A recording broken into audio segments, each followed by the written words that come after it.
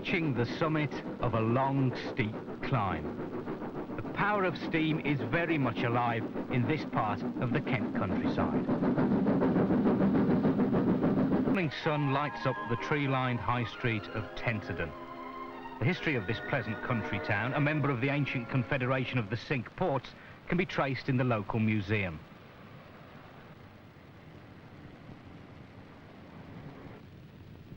A small railway station still serves the town, and although goods and freight services are no longer a source of income, passengers most certainly are.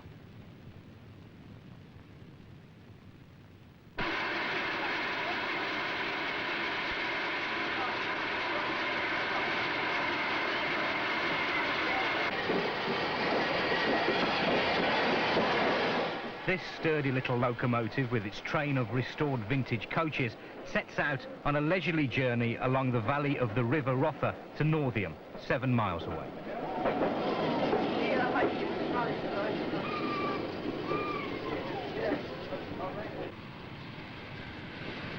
Charwelton was built in 1917 for use in Midlands quarries, while the historic carriages all date from the early 1900s.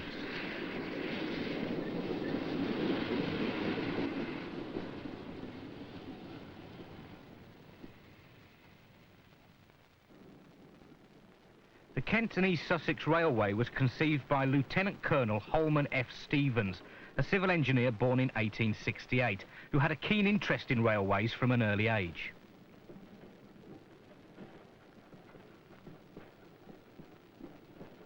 Here in the railway's own museum, situated alongside the station at Thinden, the life and career of Colonel Stevens and the fascinating history of the lines he built can be traced. Colonel Stevens constructed and managed several light railways all over Britain, mostly serving rural communities.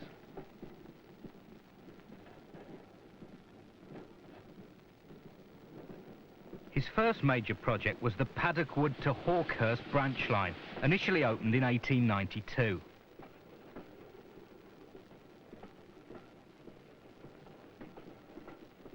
Steep gradients, level crossings, limited speeds and infrequent services became the hallmarks of a Colonel Stevens railway.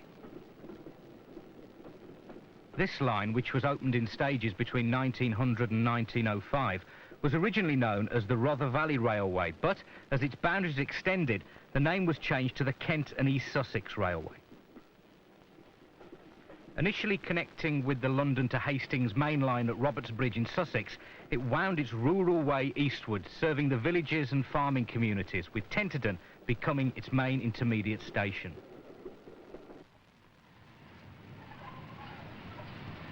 In this rare 1927 view, 060 saddle tank locomotive number 8 Hesperus, built in 1876, calls at Bodiam Station with a typical train of the day.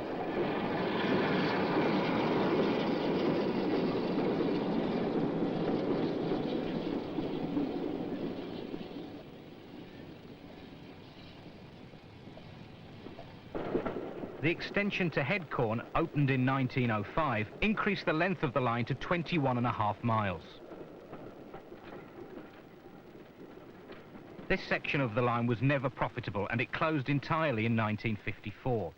One of the original intermediate station buildings on the Headcorn extension can still be seen at High Halden Road, while remains of the old track bed are visible at Thinden.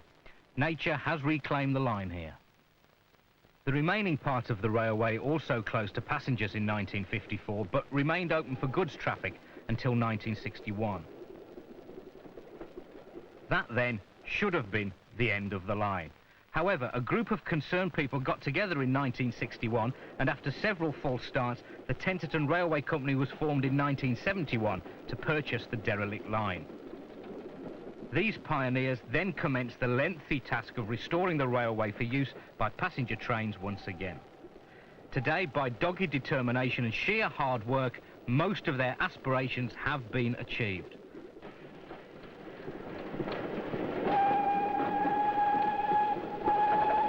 Regular train services operate between Thinden town in Kent and Northiam in Sussex, where Charwelton has now arrived.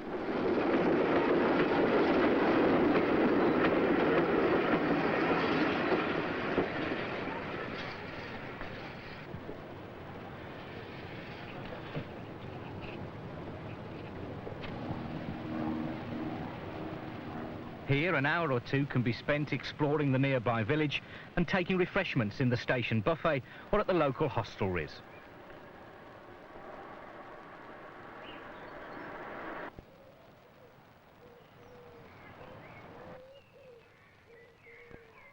The original line continued west from here to Robertsbridge, 7 miles away.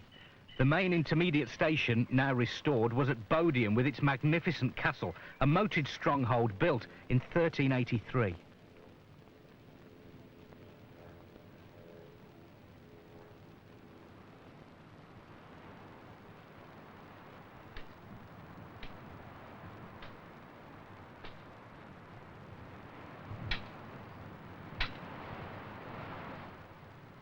Work is now well underway to restore train services to this very popular tourist attraction, with considerable passenger potential to and from the town and castle.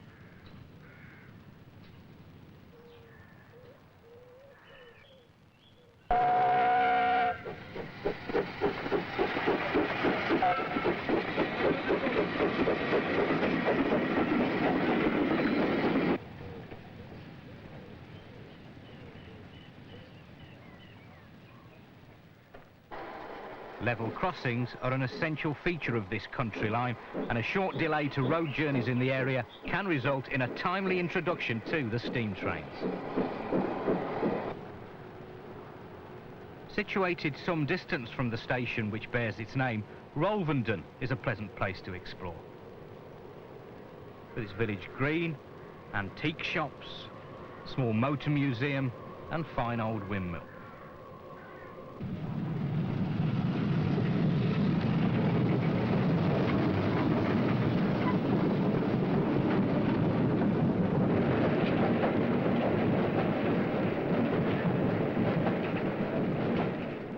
The locomotives now in use reflect the light railway nature of the line, such as this Brighton Terrier 060 tank, built by the London, Brighton and South Coast Railway in 1876. Its companion is a much younger World War II austerity saddle tank, of which a number have been preserved. This small P-class tank engine, built by the South Eastern and Chatham Railway in 1908, is one of only 4 survivors of its class.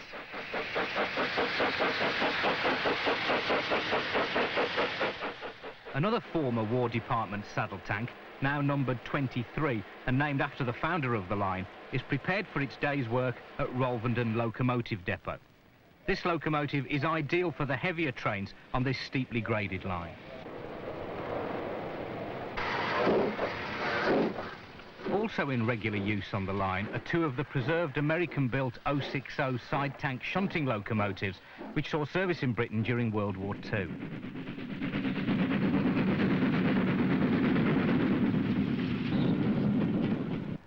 Built for the Norwegian State Railway in 1919, this 260 tender locomotive spent many years working passenger trains in southeastern Norway. Following retirement, it was privately purchased for use in Britain.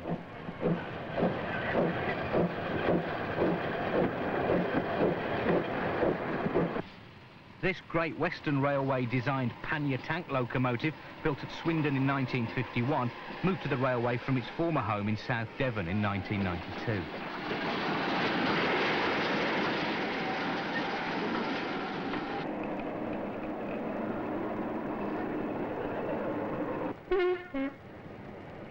From time to time, other types of traction and motive power visit the railway, bringing variety to the scene, along with their enthusiastic support crews and dedicated followers.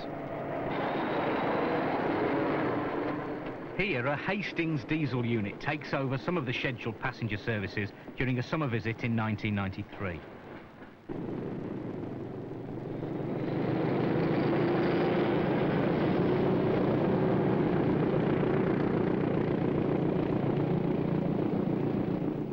A diesel multiple unit set formerly used on British Railways has been acquired for use on the line.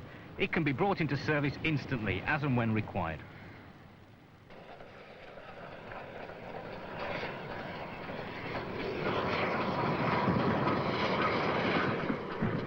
This delightful country railway, built at the turn of the century, is one of England's classic branch lines.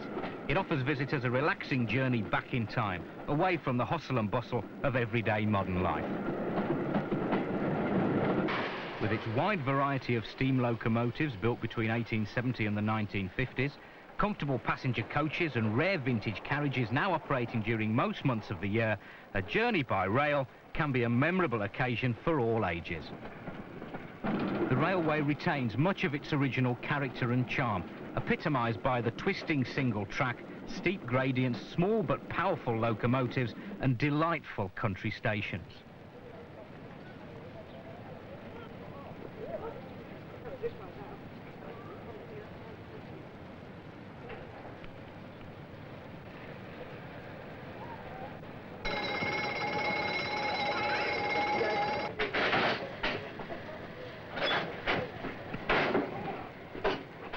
Thinden town signal box is a very important feature of the railway, as the safety of trains and their passengers is largely controlled from here.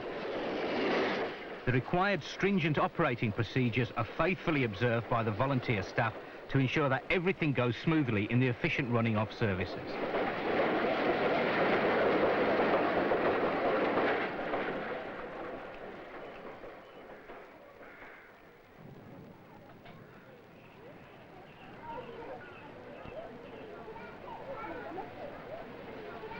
Visitors are very well catered for, with full refreshment services at stations and on the trains, an amply stocked gift shop and all facilities for the not-so-active senior citizens.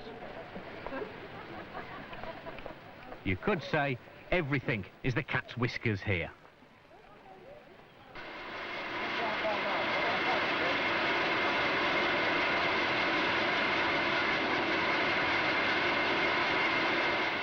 Youngsters are most welcome to see how it all works, and with luck, some may decide to join the Preservation Society to assist in running the railway as volunteers when they're old enough.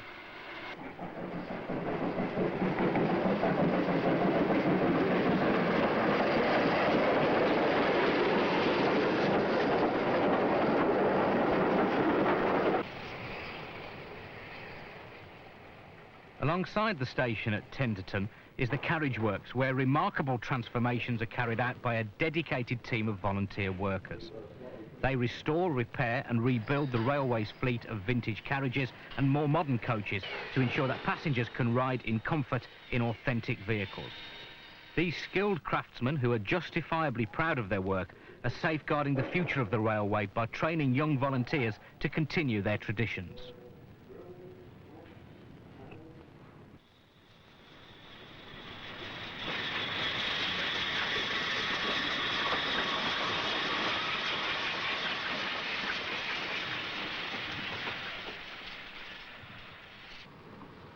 Here at Northiam Station, there's a pause in proceedings while the locomotive takes on water from the crane at the end of the platform. This is the renowned Weald and Bell restaurant car train, and at this time of day, both the passengers and locomotive are in need of refreshment.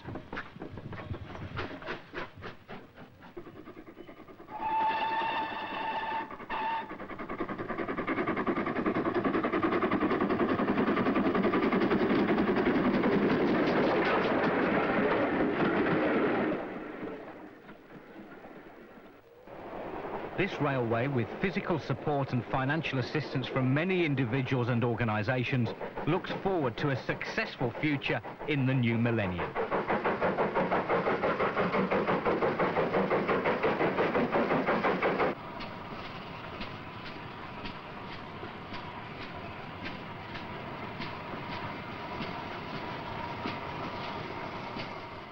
With support from the Millennium Commission, which has approved national lottery funding, together with additional financial assistance from regional and district councils, the railway is now well on target to open the 3.5-mile extension to Bodiam in April 2000. This remarkable achievement will also celebrate the centenary of the original opening of the line to Bodiam Station on 2nd of April 1900.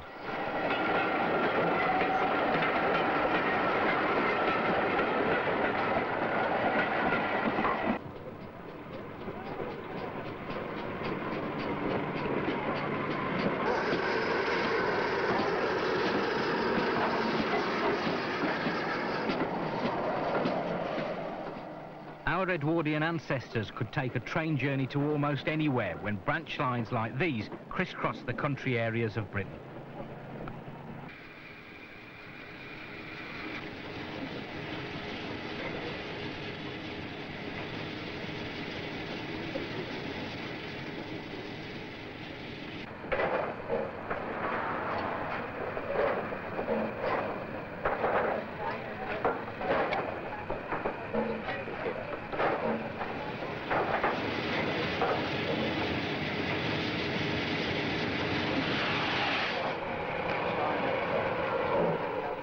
Now recreated as a tourist attraction and also to serve the local community, a journey back in time on the Kent and East Sussex Railway can be a most rewarding experience on a steam train across the Weald.